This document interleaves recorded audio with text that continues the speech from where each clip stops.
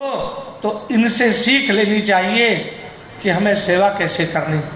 वास्तव में मातृदेवो भव, पितृदेवो भव, अतिथि देवो भव, ये केवल ग्रंथ की बात नहीं है। हम लोग बातचीत करते रहते, माता देवता है, पिता देवता है, लेकिन जब ऐसा अवसर आए तो सेवा करके आप लाभ लीजिए।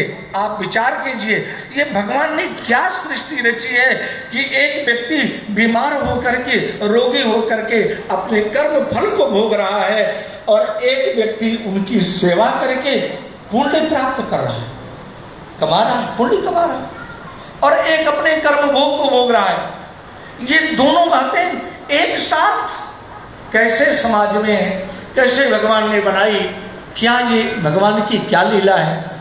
तो शायद अपने परिवार को, अपने पुत्रों को, पुत्र वधू को, माता पिता अस्वस्थ भी इसलिए होते हैं कि शायद मेरे माध्यम से इनके पुण्य कर्म मिल जाए, बन जाए। लेकिन जो बेटा, जो बेटी, जो बहू, जो भाई, जो पत्नी या जो पति ऐसे समय प्राप्त होने पर भी अपने घर परिवार की सेवा नहीं कर पाते, भगवान की तरफ से वे कभी क्षम्य नहीं होते। तो मैं तो उस जीवात्मा को भी बहुत भाग्यशाली मानूंगा, जैसा कि शास्त्री जी ने कहा कि उनका संग रामायण जी के साथ था।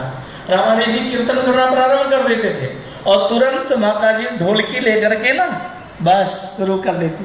बंसल जी हंस रहे, आपको ध्यान होगा, क्या सुंदर सुंदर। और रामायण जी बीच में रुके भी, मैं 2007 की बात कर रहा हूँ, मुझे ध्यान आ रहा है, तो वो थोड़ी देर के लिए उठना हुआ, लेकिन वो ढोलकी पर 2 घंटे और 9 दिन लगातार सीताराम सीताराम के कीर्तन में उनकी सहभागिता रोज 6-7 घंटे हुआ करती थी।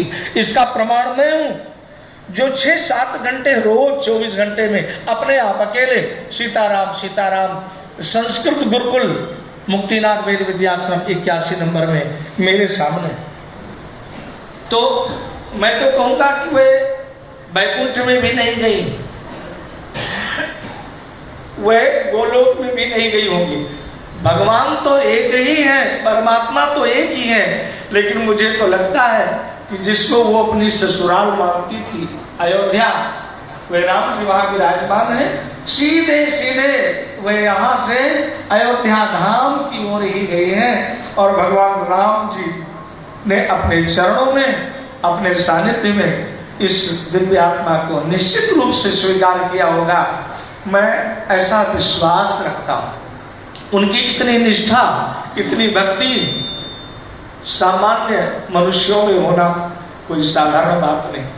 अयोध्या पहुंची और छोटी सी घटना हो रही थी। कमल जी को एक कोई बैल वहां से जा रहा था, धक्का मारा, गिर गई। मैंने कहा माता जी क्या रहा? अरे कहे प्रभु की कृपा से राम जी के यहाँ कुछ हो सकता है, मुस्कुराते हुए, आपके हाथ भी टूट गए, शायद चोट काफी लगी। कह रहे राम जी के दरबार में कोई किसी को नुकसान हो सकता है? अरे थोड़ी चोट लग गई, थोड़े दिन में ठीक हो जाएगी, कोई ग्रह रहा होगा, लेकिन मेरे राम जी ने उनको बचा लिया। देखो, इस बात को कहते हुए भी चेहरे पर मुस्कान।